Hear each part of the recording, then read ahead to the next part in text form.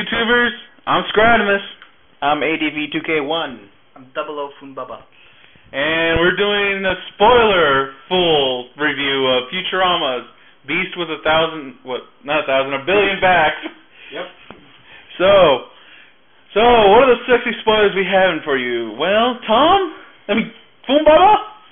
Well, first I'm holding a vacuum headpiece, which I don't think you want to get your penis caught in because it seems really painful as the brushes go on.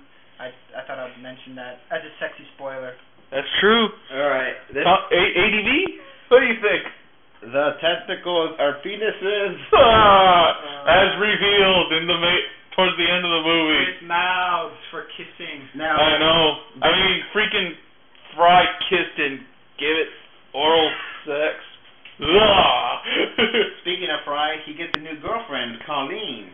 Yeah, she ends up being what kind of whore would we designate her as? Flake. No, maybe not a flake. super polygamist. Ooh, nice one, ADV. And that's how they do it in Western China. And so then after she wants to that, be the female King Solomon. Okay, and after that, a big hole opens up in the galaxy. Yes, and apparently robots cannot go through or anything mechanical. But there is that other thing. What was it made of? Electromagnetic.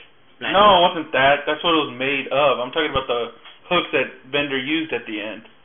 Oh, they just used the diaminium or something. Yeah, diaminium. That's why I want to watch this movie again so I can catch that stuff on the download. Honestly, people, I wouldn't watch this movie again. It's just like a rental.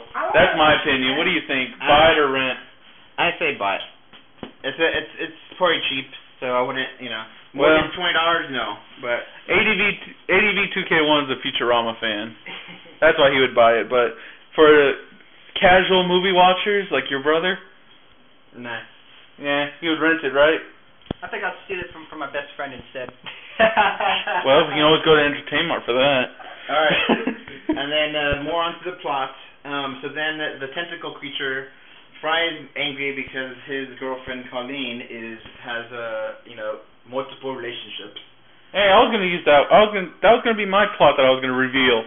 You got the tentacle one, but you took mine. You stole my shine, you bastard. Death ball. Oh yes. Hey, Funbaba, can you recollect anything? No, I cannot summarize jack shit. Okay. I can comment though. The other thing was between Kif and what's her face, Amy. Yeah. Yeah. Apparently, Kif proposes in this one, and then we come to find out special things about his family, which is always weird because their family is alien and it's always weird. So apparently their final stretch of life they turn into hookworms. And what does Leela do? Destroy his testicle. Yes, his left testicle. Moving on to the death ball, which apparently is a laborious form of sport where everybody has to push the balls in the hole. That was the coolest scene in the whole movie, probably. I agree with that. I thought it was too random. It had nothing to do with anything. Well, maybe so, but it was just so well made. I think it was. I have to agree with Funbaba on this one. I don't know. That's kind of the thing I didn't like about the movie, that they had so many random things. It was kind of Family Guy-ish. They had, so many different plots going everywhere. Don't you hate on Family Guy? Some of the episodes are actually really, really funny. But I'm saying that it just had so many plots. First the tentacles, then Fry having the relationship, then Kif dying, and then Robot Hell, and oh yes, Robot Hell. Let's take a moment and discuss Robot Hell. Yeah, I put a clip on Bender's son, but Fox took it off, even though I promoted Fox in that, but whatever. I know, how ironic. Bender goes to hell to get an army of the damned to bring back the humans that are in, what's his face, tentacle breath. And he sacrifices his firstborn. Just like that. Bastard. And then there's a whole Justice League, not Justice, but League of Robots. Yeah.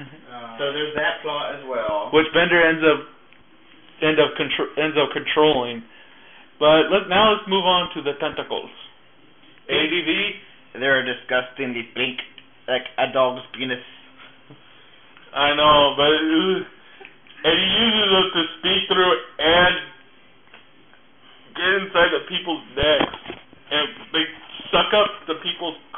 so they have to use a bowel movement. Yeah, sulk on that for a moment.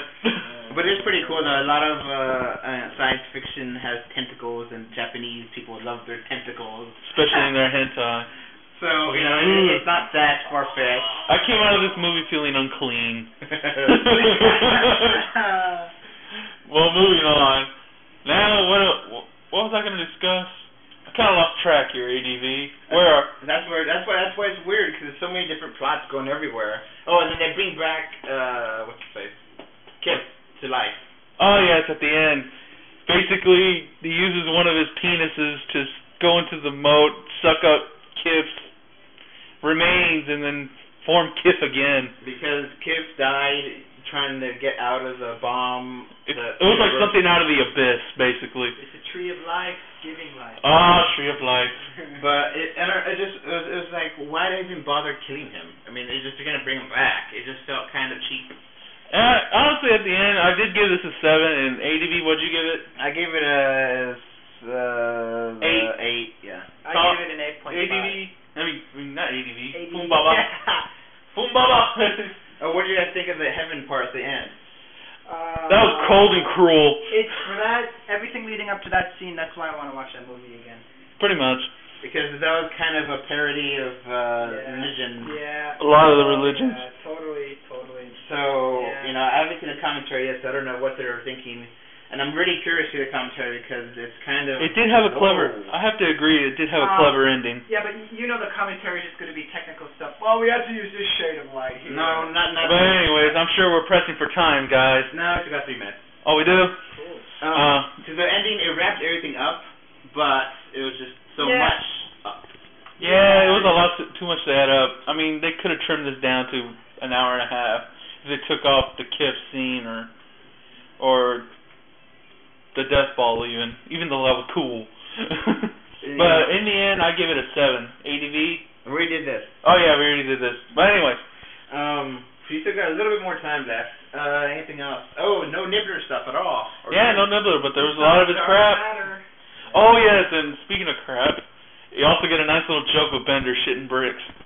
A lot of little references to really obscure episodes, unlike the original movie. The references was too much. This was like nice little references, because shitting bricks was episode 1, and then the dragon being whenever they become kids, which is like whoa, the dragon saving Professor from the prison. Yeah, but all in all, this was a decent rent. I liked it more than the original movie. I agree. Fumbaba? Oh, yeah. Fuck you guys that bitched on me for my review that was coughing a lot last time for the first movie.